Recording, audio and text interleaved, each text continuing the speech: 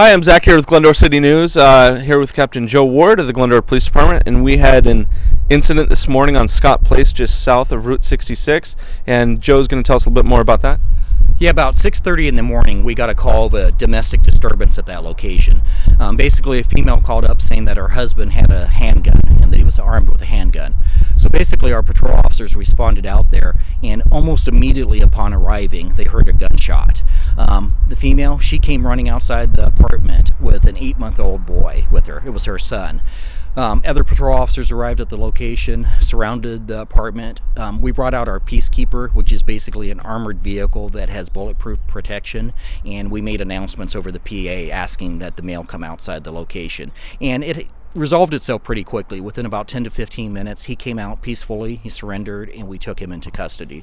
Okay, and within, as soon as the gunshot was fired, you said the woman came out and the police had already been there at that point, so they saw her running out with this 8-month-old baby? Yes, the police officers did see her run out.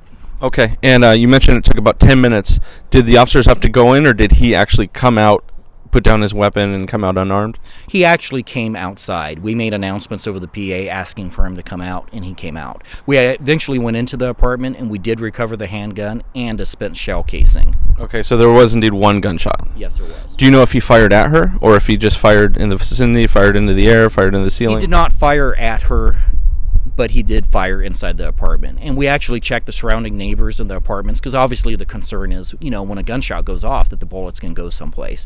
And it did not travel into any of the other apartments. Well, it could have easily happened, but it didn't in this case, fortunately. Okay, well, that's good. What kind of charges will he be filed with, and does the police department have any record of this gentleman before?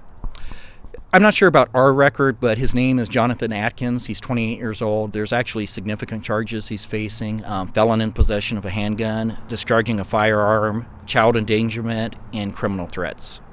Okay, well, thank you very much. One other thing, Captain Ward, you and I spoke about is, when incidents like this happen, people tend to think the city of Glendora, what's happening to it, or things going downhill. And I know, part of the Glendora City News, as much as we're trying to get the information out to the public, it definitely changes things. Even though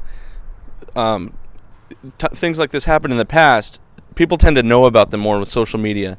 Does the police department address that, or how do you guys go about seeing that? Well, that's absolutely true. If you go back 5 or 10 years, this is nothing new. This type of incident happens, every year. And now with social media, Facebook, Twitter, everybody knows about it instantaneously, which did not happen in the past. Crime's actually down in Glendora. If you look at based upon our stats last year, our major crime was down 6.81%. So we're not seeing an increase in crime, but the awareness of crime is dramatically increased. Yeah.